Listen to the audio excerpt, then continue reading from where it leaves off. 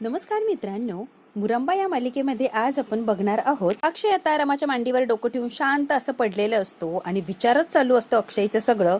आणि रमालाही खूप छान वाटत असतं की निवांत असं त्यांना वेळ मिळालेलं असतो. ते म्हणतो, रमा किती दिवसांनी असं निवांत वेळ मिळालाय. हो ना ग रमा. रमा म्हणते, हो ना. नोंदवही नाही आणली का हो? तुम्ही म्हटले त्याने सगळं नोट डाऊन करायचंय. ते म्हणतो, नोंदवही कसली नोंदवही? निवांत क्षण कितीतरी महिन्यांनी, नाही सॉरी कितीतरी वर्षांनी येतो ना आपल्या वाट्याला.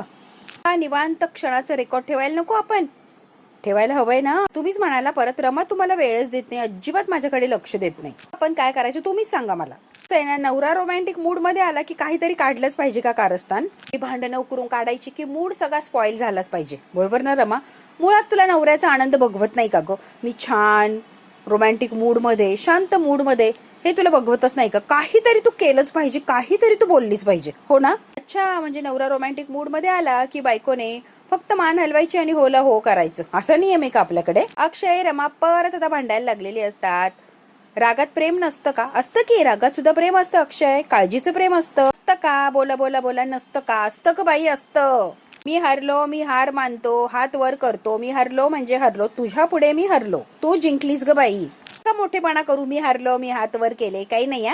तुझ्या समोर जिंकायचंच नाही बाई, हरलो त्यातच मला आनंद आहे. आता कशाला वाद वाढवतेस ग रमा? असं म्हणायचं का प्रत्येक वादामध्ये तुम्ही जिंकता मी जिंकतच नाही, मी नेहमीच हारते, बरोबर ना? राईट, तुम्ही जिंकता, वादात तुम्ही, सगळ्याच्यात तुम्हीच असतात का? ए बाई, कशाला वादाला आमंत्रण देते? गप की आता. मी मान्य केलंय ना, मी हारलो, माघार घेतली ना, गप ना बाई. आता हसायला लागलेली असते. अहो मज्जा केली तेवढीच काहीतरी गंमत. ठीक आहे, आज वाद नको, शांतपणे निवांत असं वेळ घालूया आपण. किती दिवसानंतर वेळ आलाय ना, मग छान असं वेळ घालूया. अक्षय आता पटकन उठतो आणि वर सारखा चंद्राकडे बघत असतो. चंद्राकडे बघतो, रमाकडे बघतो, विचार करतो. आता रमाला कळतच नाही की ह्याचं काय चाललंय नेमकी, असं काय करतोय हा विचारते, काय चाललंय? तुम्ही काय करताय? तुमचं तुम्हाला तरी कळतंय का? काही सांगाल का काय करताय? अगं मी शाळेत खेळ खेळायचो, 2 चित्रांमधला फरक ओळखा, तो खेळ खेळतोय. चंद्राकडे बघतोय, तुझ्याकडे बघतोय, चंद्राकडे बघतोय, तुझ्याकडे बघतोय, हा खेळ चाललाय ग रमा माझा. तर अचानक काय आठवलं तुम्हाला? नेमकी चाललंय तरी काय? कसला फरक? काय चाललंय तुमचं? त्याने रमा आकाशातला चंद्र आणि माझ्या समोर असलेला हा चंद्र यांच्यात काय फरक आहे ते जाणून घेण्याचा प्रयत्न करतोय. त्यासाठी धडपड करतोय मी रमा. दोघांमध्ये काय फरक आहे, काय तफावत आहे ते जाणून घेतोय ग मी. आता गोड अशी हसलेली असते, अशी लाजलेली असते. रमा हसते, लाजते आणि अक्षयकडे अशी बारीक डोळ्याने बघत असते. तिला फार छान वाटत असतं. उठते आणि डायरेक्ट अक्षयच्या जवळ येऊन उभी राहते. त्याच्या समोर उभी राहते. आता ओळखा फरक, आता तुम्हाला कळेल फरक काय नेमकी. सुद्धा अक्षय तेच करत असतो. चंद्राला बघतो आणि रमाला. इतक्या जवळ येऊन उभी राहिलेली असते. छान असा मूड असतो दोघांचा सुद्धा. अक्षय मुद्दाम करत असतो. चंद्रात आणि आता आपल्या रमामध्ये काय फरक आहे बाबा हे शोधण्यासाठी धडपडत असतो अक्षय. छान मूड मध्ये आलेले असले की बरोबर टपकते आरोही. आता सुद्धा आरोहीच टपकलेली असते बघा. आरोहीचा आवाज आलाय. अक्षय म्हणतो, नाही ग, आरोहीचाच आवाज आहे. आणि आई बाबा करत ओरडतच आलेली असते ही आरोही. दोघं इतके डचकतात. नाहीये, ऍक्च्युअल मध्ये आली ती. डायरेक्ट अक्षयच्या समोर उभी राहते, बाबा बाबा ओरडत. बाबा मला न सांगता आईला टेरेसवर घेऊन आला, तेही दोघेच, आणि मी तिथे झोपलीये. का नाही बोलवलं तुम्ही? दोघंच का आला सांगा मला? आरोही आता त्याला विचारत असते की सांग मला का नाही बोलवलं, आईला एकटीलाच का आणलंय इथे? ते रमाला खुणावतो, रमा अक्षयला खुणावते आणि आता एकमेकांकडे बघून ते हसत असतात. कारण प्रत्येक वेळेला छान असा मुवमेंट आला की ही आरोही टपकलीच पाहिजे. त्यांनी येऊन कानात सांगितलं की हे टेरिसवर गेले दोघं तरी बाबा तारे मोजत बसलाय निवांत. मग चिव ताईने कानात सांगितल्यावर मी कशी शांत बसू? मी घाईघाईने आलेच बघ. आणि मग काय, पळत पळत इथपर्यंत आले. मी चिवने सांगितलं तुला? हो, चिव आली होती, कानात सांगून गेली. अक्षय म्हणतो, हो असं होय. आता हसायला लागलेली असते. रमालाही छान वाटतं. रमा म्हणते, बाबा चला सांगतो मामा, तारे आता आरोहीला दाखवायची वेळ आलीये, तिला दाखवा. आपण झालेत ना बघून, आता आपण तिला दाखवूया. अक्षय म्हणतो, हो ना, आता तिला दाखवायचे. दाखवतो तिला सगळं दाखवतो. तो बघ ना आरोही, चंद्र तारे छान आहेत ना ग. काय दिसतोय ना वेगळा? नसतो दिसतो, आजच दिसतोय. हो का बाबा? हो, उठलीस ना म्हणून वेगळा दिसतोय, म्हणून तुझ्या लक्षात येत नाही, पण तो वेगळाच दिसतोय. अच्छा, तुला हसायला येत असतं. अक्षयचा पोपट झालेला असतो. इतका छान मूड असतो त्याचा, इतका छान वेळ मिळालेला असतो. आरोही ऐन वेळेला आलेली असते आणि अक्षयचा पचका केलेला असतो. रमा आता हसत असते अक्षयची फजिती बघून. तरी आरोहीला सांगत असतो, गंमत करत असतो. आणि बघ बघ चंद्र कसा वेगळा दिसतोय, ते तारे बघ. त्या दिवशी सकाळी सकाळी फ्रेश अशी सुरुवात झालेली असते आणि उद्या म्हणजे दुसऱ्या दिवशी खूप मोठी रिस्क असते, महत्वाचं काम असतं. त्यासाठी रेवाने तिचा माणूस आधीच आणून उभं केलेलं असतो यांच्या कॅन्टीनच्या आवारामध्ये. आणि आता आनंद आलेला असतो आणि अक्षय सुद्धा आलेला असतो, कारण एवढी मोठा स्वयंपाक असतो आणि जबाबदारी म्हटल्यावर अगदी सकाळी सकाळी ते आलेले असतात. तो माणूस या दोघांना बघतो की लगेच तयार झालेला असतो, यांच्यावरच आता लक्ष ठेवायचं. ते म्हणतात आता चल सगळा माल नीट आला की नाही बघूया आपण. आनंद म्हणतो हो हो चल रे, याची तयारी करायची म्हटल्यावर आपल्याला सगळं व्यवस्थित लक्ष द्यायला लागणार आहे, ऐन वेळेला काही फजिती नको. चल चल. आता अक्षय आणि आनंद अगदी घाईघाईने चाललेले असतात की उद्याची सगळी व्यवस्था व्यवस्थित आहे की नाही. माणूस असतो अक्षयला आणि आनंदला बघतो आणि पटकन खाली लपलेला असतो. बरोबर त्याच्या जवळून गेलेले असतात आणि तो गाडीच्या तिथे लपून राहतो. बिल अगदी व्यवस्थित आले की नाही हे पूर्ण चेक करून घेत असतो अक्षय. गुड मॉर्निंग वगैरे करतो आणि सगळं जबाबदारीने काम पार पडण्यासाठी त्यांना सांगतो. माणूस लगेच रेवाला फोन लावतो आणि अक्षय आनंद तिथे आलाय आणि सगळं कॅन्टीन मध्ये सामान वगैरे उतरतंय. तिला आता बातमी देऊन टाकलेली असते. माणूस माल वगैरे उतरून घेत असतो, लिस्ट बनवत असतो. अक्षयला म्हणतो सर तुम्ही अजिबात काळजी करू नका, सगळं काम चोख आणि व्यवस्थित होतंय. डोंट वरी सर, काळजीचं काहीच कारण नाहीये, मी जबाबदारी घेतली ना, मी सगळं छानच करतोय. 7 वर्षात खूप खूप इव्हेंट आपण एकत्र पार पाडले, डोंट वरी सर.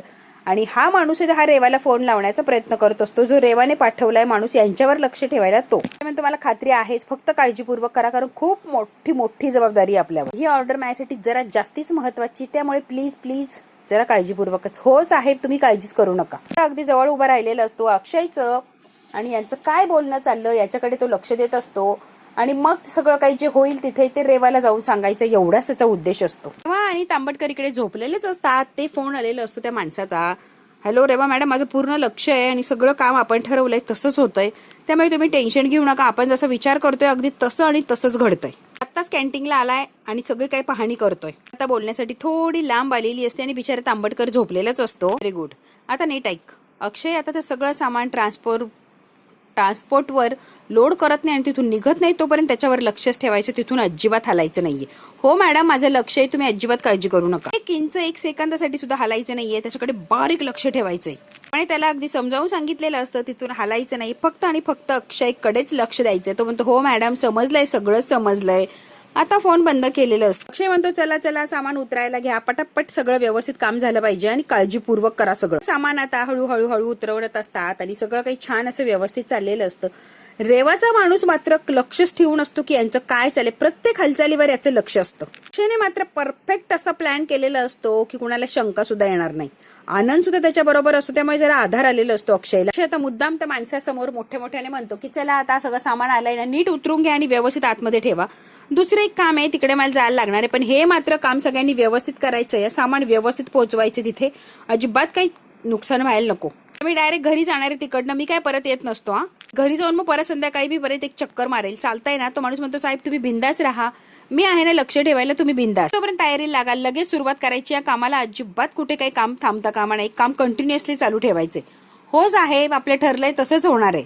म्हणतो तू जा रे, मी इथेच थांबतोय, तुझं काय काम आहे ते करू नये अक्षय, मी इथे थांबतोय तोपर्यंत. सांगितलेलं असतं की तू जा, मी सगळं इथे सांभाळून घेतो, बाय असं म्हणून अक्षय निघालेलं असतो. त्या माणसाच्या लक्षात येतं की सामान बिमान इथे व्यवस्थित झालंय, शिफ्ट. आता अक्षय चाललाय त्याच्या काहीतरी कामाला. त्याला माहिती रेवाचा माणूसच इथे उभा आहे आणि रेवाला प्रत्येक गोष्टीची खबर देतोय, त्यामुळे अक्षय मुद्दामून जोरात बोलत असतो. आता रमा देवपूजा करत असते आणि छान असा मूड असतो तिचा. देवाला म्हणत असते एवढी मोठी जबाबदारी व्यवस्थित पार पडू दे, सगळं काही व्यवस्थित होऊ दे. तिला आता जी रेवा बोललेली असते ते आठवत असतं की विशूचा मित्र आहे आणि त्याचा खूप मोठा इव्हेंट होतोय आणि त्या इव्हेंटची सगळी काही जबाबदारी ड्रिंक करशील का जबाबदारीने. अक्षय म्हणतो नक्कीच करणार मी, का नाही, जबाबदारी अक्षय म्हणतो मी घेणार आहे.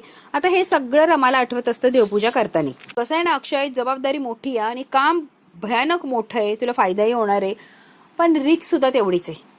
आता कसं आहे ना रेवा, काम मोठं जबाबदारी मोठी म्हणल्यावर त्याच्यामागे नियम अटी आल्याच आणि बिझनेसमध्ये हे तर चालतंच. एवढी मोठी रिस्क घ्यायची आहे म्हणल्यावर नियम अटी सुद्धा घ्यायलाच लागणार, हो की नाही. तर रमाला तो सगळा प्रसंग आठवत असतो. 3 लाखाचा चेक दिलेला असतो. 3 लाखाचा चेक दिल्यावर त्यावर पेनल्टी किती लागणार, जर काम वेळेत पूर्ण झालं नाही तर 10 लाख रुपये भरपाई द्यायला लागणार, हे सुद्धा अगदी बजावून सांगितलेलं असतं. हे सगळं रमाला आठवत असतं. ते 10 लाखांचा आकडा ऐकल्यापासूनच रमा अगदी चलबिचल करायला लागलेली असते आणि नको ते प्रश्न, नको ती भीती तिच्या मनामध्ये येत असते. म्हणत असते की हे काम जर वेळेत चुकून झालंच नाही तर 10 लाख रुपयांची भरपाई द्यायला लागणार. बाप्पा सगळं काही व्यवस्थित होऊ दे, खूप मोठी जबाबदारी उचलली आहे, सगळं काही छान आणि व्यवस्थित होऊ दे. आता देवाला गाराणं मांडत असते. देवाला म्हणत असते की माझा नवरा एवढी मोठं काहीतरी जबाबदारी पार पाडतोय, त्याला सगळं व्यवस्थित आणि सुखरूपच होऊ दे, कुठेच काहीच अडचण येऊ देऊ नको देवा, सगळं काही तू सांभाळून घे. आता ही टेन्शन मध्ये असते आणि देवाला ती सांगत असते की सांभाळून घे. या वर्षांचं कष्टाचं फळ या ऑर्डरच्या रूपात मिळणार आहे, पण माझ्या मनात कसली तरी शंका येते, सारखी मला भीती वाटतेय. देवा सगळं काही सावरून घे रे देवा, सगळं व्यवस्थित पार पडू दे हीच तुझ्या चरणी प्रार्थना आहे. आणि देवा सगळं काही व्यवस्थित होईल ही सुद्धा मला अपेक्षा आहे. देवाला अगदी शांतपणे असे घराणं मांडत असते. तेवढ्यात काय आई आई करत ही आरोही पळत आलेली असते. तिच्या हातातलं पूजेचं ताट जे असतं ते खाली सांडतं आणि अपशकुन घडतो. आता इतकी घाबरलेली असते रमा, आधी शंकेची पाल चुकचुकत असते आणि त्यात पूजेचं ताट सांडलेलं असतं. आई सॉरी सॉरी चुकून सांडलं, आई सॉरी चुकून सांडलं. आता रमा अजून घाबरून गेलेली असते आणि नको नको ती भीती तिच्या मनामध्ये येत असते. तेव्हा आरोहीला काही ओरडत वगैरे नाही, पण रेवाने जी कॉन्ट्रॅक्ट वगैरे दिलंय ते सारखं आता रमाला आठवतं. तर ताट ते सांडलेलं बघते आणि अपशकुन तर झालेलं असतो. 10 लाखांची पेनल्टी भरायला लागण हा शब्द तिच्या डोक्यात चाललेला असतो. खरंच 10 लाखांची पेनल्टी भरायला लागणार, खरंच अक्षयचं काम व्यवस्थित होणार नाही का. आरोहीला शांत करते, असू दे बाळा काहीच झालेलं नाहीये. आणि ते पूजेचं ताट सावरण्यासाठी आता रमा कामाला लागते. टेन्शन विचार सगळं तिच्या डोक्यामध्ये तसेच असतात. हात जोडते, देवा सगळं काही व्यवस्थित होऊ दे, काहीच अपशकुन घडू देऊ नको, खूप मोठी रिक्स आहे आणि सगळं काही व्यवस्थितच पार पडू दे. हे मात्र रेवाचा जबरदस्त असा प्लॅनिंग चाललेला असतो. अक्षयला बर्बाद करण्यासाठी ही शेवटची खेळी खेळायची असते. काहीही करून अक्षयची वाट लावायची यासाठी पुरेपूर ती असा प्रयत्न करत असते. तरी तिचं काम चाललेलं असतं. रेवाचं काहीतरी कारस्थान शिजतच असतं. प्रत्येक कॉफी आणलेली असते चंदाने आणि चंदा आणि ती आता गप्पा मारायला लागतात. लक्ष देऊन काय करतेस गे, युद्धाच्या चक्रव्यूहासारखं दिसतंय ग, चाललंय काय सांग की. चंदा आता रेवाला प्रश्न विचारत असते. रिव्ह्यूज करते मी, काही क्षणात ते कॅन्टीन जळून राख होणार याचीच प्लॅनिंग चालली आहे. चंदा अगदी बरोबर ओळखलंय तू. आता रेवाने जबरदस्त घाणेरडा असा प्लॅन केलेला असतो की त्या कॅन्टीनला आग लावून द्यायची आणि अक्षयने एवढा जो माल भरलाय सगळी राख रांगोळी करायची, त्याच्या स्वप्नांची सगळं काही धुळीस मिळालं पाहिजे. यासाठी आता रेवाने जबरदस्त असा प्लॅन आखलेला असतो. आग लावायचा विचार करतेय. अक्षयला तुझा संशय आला तर काय करायचंय रेवा, तुला कळतंय का. आग विक लावते तू, खूप मोठी रिक्स आहे, असं करायला जाऊ नको. चंदा काय होत नाही ग, डोंट वरी. त्याला संशय आला, पोलीस केस झाली तर केवढ्याला पडणार आहे तुला कळतंय का. रेवा बाई जे करशील ते जपून कर ग, नको अडकायला आपण. प्लॅनिंग मी करतेय म्हणल्यावर तो प्लॅनिंग परफेक्टच असणार बरोबर. प्लॅनिंग करतेय त्यामुळे संशय येण्याचा प्रश्नच येत नाहीये. डोंट वरी, अजिबात विचार करू नको चंदा, सगळं व्यवस्थित आणि आपण ठरवलंय तसंच होणार आहे. वेगळं असं काही होणार नाहीये. अगदी बिनधास्त आणि रिलॅक्स असते ही रेवा. तयारी करून ठेवलेली असणार आहे उद्याच्या कार्यक्रमाची. तेव्हा आग लागणार आणि सगळं जळून राख राख होणार. मग अक्षयची कशी फजिती होते आणि कशी तो उद्याची ऑर्डर पोहोचवतो वेळेत बघूच आपण. मग खरी गंमत येणार आणि मग खरी मज्जा सुरू होणार. उद्या अक्षय तोंडावर पडावा यासाठी रेवाने आत्तापासूनच तयारी सुरू केलेली असते. हे सगळं बघून चंदा कुठेतरी घाबरलेली असते, कारण जरा जरी शंका आली तर परत जेलच्या वाऱ्या घालायला लागतील यासाठी चंदा घाबरलेली असते. आणि रेवाला असं वाटत असते की मी इतका परफेक्ट प्लॅन करतेय की मी कधीच त्याच्या जाळ्यात अडकणं शक्यच नाहीये. त्यामुळे ही फार कॉन्फिडन्स मध्ये असते आणि रिलॅक्स तिचा प्लॅन चाललेला असतो. आता मात्र चंदाच्या चेहऱ्यावर भीती स्पष्ट दिसत असते. जी आग लागणार आहे ना कॅन्टीनला, ती आग रमा अक्षयच्या संसाराचा मुरांबा जळून खाक करणार आहे. कसं आणि कधी घडवायचंय, आजूबाजूला माणसं असणार आहे, सगळ्यांनाच कळणार. मग ते आग विझवण्याचा प्रयत्न करणार, आग कुणी लावली हे सुद्धा शोधण्याचा प्रयत्न करणार. तुला कळतंय का रेवा, दिसतंय तेवढं सोपं नाहीये हे. चंदा सगळ्या बाजूने विचार करत असते आणि रेवाला असं वाटत असतं ओव्हर कॉन्फिडन्स मध्ये की मी फुल प्लॅनिंग करते, कोणाला जरा सुद्धा शंका येणार नाहीये. त्यामुळे डोंट वरी चंदा, एवढी पॅनिक होऊ नकोस ग, सगळं काही व्यवस्थित. निवांत आणि गाढ झोपेत असणार आहे. सूर्योदय व्हायच्या आधीच आपण सगळे राख रांगोळी करून टाकायची. सूर्य उगवायच्या आधी माझा सूर्य उगवणार आणि सगळं काही व्यवस्थित होणार आहे. त्यामुळे डोंट वरी, सगळं आपण ठरवलंय तसं आणि तसंच होणार आहे. प्लॅन आखलेला असतो तो प्लॅन आता परफेक्ट झालेला असतो. लगेच तिने जाळून टाकलेला असतो तो कागद आणि अशी जाग लागणार अक्षयच्या सगळ्या स्वप्नांना, असं रेवा म्हणते आणि हसत असते. तिला फार आनंद मिळतो. चंदाला कुठेतरी भीती वाटत असते, कारण खूप मोठी रिक्स घ्यायला चाललेली असते ही रेवा. इकडे मात्र रमा कोलमडून पडलेली असते, कारण ते पूजेचं ताट खाली सांडलेलं असतं, अपशकुन घडलेलं असतो. शंका तिला आधीच असते आणि अपशकुन घडल्यामुळे अगदीच ती गळून गेलेली असते की खरंच असं अपशकुन घडणार का आणि नको नको त्या शंका येत आहेत त्या सत्यात उतरणार का. रमा घाबरलेली असते आणि अगदी एकटी पडलेली असते की आता करायचं काय. ती कुणाला सांगूही शकत नसते की मी घाबरलीये किंवा मला असं काही वाटतंय आणि कुणाला बोलूही शकत नसते. सगळ्या बाजूने अगदी अडकून बसलेली असते रमा आणि नको नको त्या शंकांचं ओझं फक्त स्वतःच्या मनावर घेऊन बसलेली असते. ती खालीच बसते डायरेक्ट, इतकी काय ती घाबरून गेली. ती पूजेचं ताट उचलण्याचा सावरण्याचा प्रयत्न करत असते, पण ती इतकी घाबरलेली असते की तिच्या वाईटच विचार येत असतात, चांगले विचार तिच्या मनात येतच नसतात. गाईने परत दिवा पेटवण्याचा प्रयत्न करते, परत देवापुढे दिवा लावत असते आणि देवाला परत ती सांगणार असते की सगळं काही छान आणि व्यवस्थित होऊ दे उद्याचं. खूप घाबरलेली असते, मनात शंका असते, भीती असते. 10 लाख रुपये हा आकडा ऐकूनच तिच्या पायाखालची जमीन सरकलेली असते आणि खरं जर एवढे पैसे भरायची वेळ आली तर करायचं काय, या विचाराने तिचं डोकं अगदी फुटायला लागलेलं असतं. आईने परत सगळं सावरलेलं असतं, व्यवस्थित सगळं उचलून ठेवते ती आणि देवाला दिवा लावलेला असतो. रडायला लागलेली असते, देवा सगळं काही नीट व्यवस्थित होऊ दे, आता मात्र काहीच होऊ देऊ नको, आता कुठलाच आम्हाला दिवस दाखवू नको, फक्त सुख शांतीच आमच्या आयुष्यात येऊ दे, आमच्या संसारावर कसलंच नवीन संकट येऊ देऊ नको देवा. आणि अगदी डोळ्यात पाणी आलेलं असतं आणि हात जोडून देवाला ती घराणं मांडत असते. विघ्न नको देवा, आता प्लीज सगळं काही व्यवस्थित आणि चांगलंच होऊ दे, त्यांना सुखात ठेव, आता काहीच आम्हाला दिवस दाखवू नको. आता रमा रडत असते अक्षरशः आणि गणपती बाप्पाला म्हणते की सगळं काही सावरून घे, करता करविता तूच आहे आणि सगळं काही छानच होऊ दे. की घाबरलेली असते, भीती असते हिच्या मनात आणि रमाच्या चेहऱ्याकडे बघून स्पष्ट दिसत असतं ही किती घाबरलेली आणि किती भीतीमध्ये आहे सध्या. देवाला घराणं मांडत असते, तिला असं वाटतं की देवापासून मी लांब जाऊच नाही, जोपर्यंत अक्षयची ऑर्डर पूर्ण होत नाही तोपर्यंत इथून हलूच नाही, असंच रमाला वाटत असतं. इकडे आता शाळेच्या कॅन्टीन मध्ये कामाला श्री गणेशा सुरुवात केलेली असते. श्री गणेशा आता मात्र अक्षय जोमाने कामाला लागलेलं असतो आणि त्या लोकांना काम कसं काय करायचं ते सगळं काही व्यवस्थित असं समजावून सांगत असतो. गणपती बाप्पा मोरया आणि एवढी मोठी ऑर्डर पूर्ण करायला फायनली ते आता सुरुवात करतात. खालचे मेंबर वगैरे सगळे खुश असतात आणि जोमाने कामाला लागलेले असतात. देवाचे पाय पडलेले असतात, गणपती बाप्पाचा आशीर्वाद घेतलेला असतो आणि आता कामाला सुरुवात होते. डाळीचं पीठ खमंग असं डाळीचं पीठ भाजून घ्या, तृप्त झाले पाहिजे लाडू खाऊन, असं काय लाडू बनवायचे आपल्याला अक्षय म्हणतो. खमंग पीठ भाजून घेतो आणि बुंदी असली गोल पाडतो ना की तुम्ही बघतच राहा, एक नंबर लाडू बनणार आहे आपले अक्षय सर, अजिबात तुम्ही घाबरू नका. अक्षय म्हणतो मला ही हेच हवंय, अक्षय म्हणतो मला ही तेच हवंय. आणि आनंद आणि अक्षय हसत असतात आणि कामाला आता फायनली सुरुवात झालेली असते. सगळ्यात पहिले लाडू बनवायला सुरुवात करतात, गोड पदार्थ बनवायला त्यांनी सुरुवात केलेली असते. त्याच्या हाताखालची जी लोक असतात ती म्हणतात एक नंबर काम होणार आहे सर, तुम्ही अजिबात काळजी करू नका. म्हणतो वेळ वायाला घालू नका, पटापट पटापट कामाला लागा. अक्षय सुद्धा इकडे देवबाप्पाच्या समोर आलेला असतो आणि देवबाप्पाला सगळं काही व्यवस्थित होऊ दे असंच अक्षय म्हणत असतो. एवढी मोठी रिस्क घेतलेली असते, त्याला डबल खेळी खेळायची असते. एक तर जबाबदारी म्हणजे जी कॅन्टीनची म्हणजे स्वयंपाकाची जबाबदारी घेतलेली असते, ती वेळेवर तिथे डिलिव्हरी करायची असते आणि सगळ्यात महत्वाचं रेवाचा खरा चेहरा सगळ्यांच्या समोर आणायचा असतो. डबल जबाबदारी असते, त्यामुळे अक्षयला जरा जास्तीच टेन्शन असतं. म्हणतो कसंही नाही देवबाप्पा, आम्ही किती खबरदारी घेऊ दे, आम्हाला कितीही व्यवस्थित प्लॅनिंग करून सगळं करू दे, पण संकट कायमचं टळलं असं म्हणताच येणार नाहीये. संकट आमच्या डोक्यावर सारखं घोंगावत राहणार म्हणजे राहणार.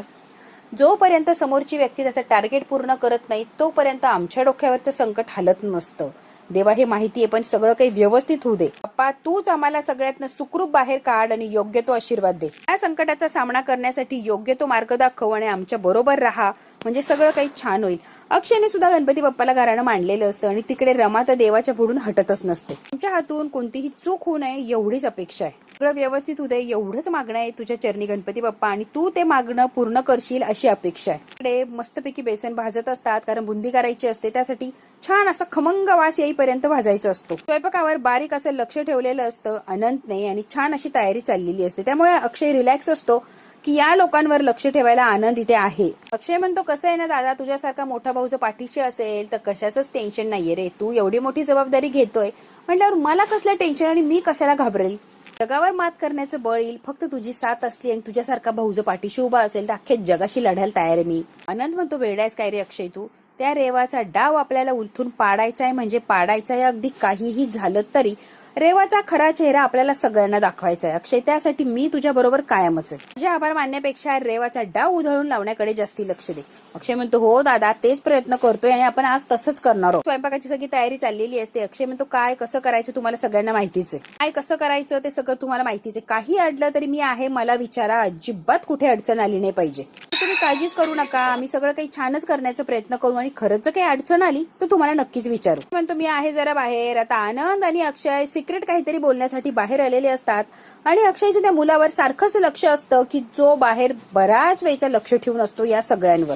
म्हणतो आपण सगळीकडे लक्ष ठेवून आहोत याबद्दल काही वादच नाहीये, पण आता प्रत्यक्षात जेव्हा काम सुरू झाले तेव्हा अक्षय मनात शंका यायला लागली. कसली रे दादा, 10 लाखांची रिस्क घेतली आपण, रेवाने अख्ख्या कुटुंबाला कडत लोटलंय दादा आपल्याला, पुढे हे 10 लाख म्हणजे काहीच नाहीये दादा. रेवा नावाचं वादळ थांबवण्यासाठी मैदानात उतरायलाच लागत होतं आणि एवढी मोठी रिस्क आपल्याला घ्यायलाच लागत होती. एकदा ही रिक्स घेऊया आणि कायमचं रेवा नावाचं वादळ आयुष्यातून दूर लोटूया. त्यासाठी दादा आपण हे करतोय आणि आपण यशस्वी होणार यात काही शंकाच नाहीये. आता अक्षयला पूर्ण खात्री असते की मी हे करणार. अक्षय म्हणतो आनंदला, लक्ष ठेव, अजिबात कामात कसुराई व्हायची नाहीये, तू डोळ्यात तेल घालून लक्ष ठेव. आनंद म्हणतो डोंट वरी अक्षय, मी लक्ष ठेवतोय रे. तरी आहे इथे जो आपल्यावर लक्ष ठेवणे. आनंद म्हणतो हो मला माहितीये कोणीतरी आहे आपल्यावर सतत लक्ष ठेवतोय. हा भाग इथेच संपतोय मित्रांनो. अक्षय आनंद कसं काय या संकटाला सामोरे जाणार आणि याच्यातून यशस्वीपणे पार पडणार का हे जर बघायचं असेल तर यासाठी आपल्याला बघायला लागतोय पुढचा भाग. पुढच्या भागात काय होत आहे ना अगदी आपण थोडक्यात बघूया. अक्षय जिथे स्वयंपाक बनवतोय, उद्याच्या स्वयंपाकाची अर्धी तयारी करून ठेवलेली असते, तिथे आता रेवा आणि चंदा आलेली असतात. जरा कपडे वगैरे बदललेले असतात, मास्क वगैरे घातलेलं असतं, जेणेकरून यांना कुणी सहज ओळखणार नाही असं यांनी गेटअप केलेलं असतो. आणि रेवा म्हणत असते अक्षयच्या प्लॅनिंगचा पचका करायचा आहे, काहीही झालं तरी उद्या त्याची ऑर्डर वेळेत पोहोचलीच नाही पाहिजे, त्याच्या आज सगळ्याची राख रांगोळी करायची. म्हणून एवढ्या घाईघाईने चंदा आणि रेवा तिथे आलेले असतात. आणि आता चंदा आली आणि रेवा आली आहे म्हटल्यावर जिथे काही सगळ्या स्वयंपाकाची तयारी केली आहे तिथे त्यांनी आग लावलेली असते. सगळं राख रांगोळी होणार, जळून खाक होणार, त्याबरोबर अक्षयचे स्वप्न सुद्धा जळणार. आग लावून ते पळालेलेच असतात. तेव्हा रमा आलेली असते बरोबर तिथे. कोण आहात तुम्ही, इथे काय करताय म्हणून त्यांना पकडलेलं असतं आणि त्यांच्या तोंडाचं मास्क काढण्याचा प्रयत्न करत असते रमा. मात्र रेवा पळालेली असते, चंदा सुद्धा पळालेली असते, पण रमा काय ऐकायला तयार नसते. तिला एक धाडस आलेलं असतं, दगड घेते आणि डोक्यात मारते रेवाच्या. ती डायरेक्ट खाली कोसळलेली असते. आता मात्र रमा जाते आणि तिला अशी पकडते आणि तोंडाचं मास्क काढते. जेव्हा तोंडाचं मास्क काढलं जातं त्यावेळेला पायाखालची जमीन सरकलेली असते रमाच्या, कारण तिला धक्का बसलेला असतो. दुसरी तिसरी कुणी नसून कॅन्टीनला आग लावणारी असते रेवा.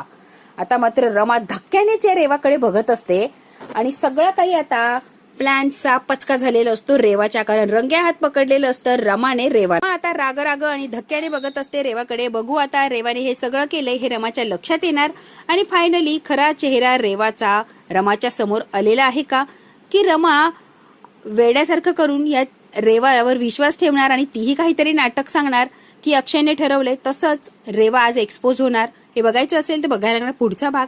हा भाग इथेच संपतो. व्हिडिओ आवडल्यास लाईक शेअर सबस्क्राईब नक्की करा. धन्यवाद मित्रांनो.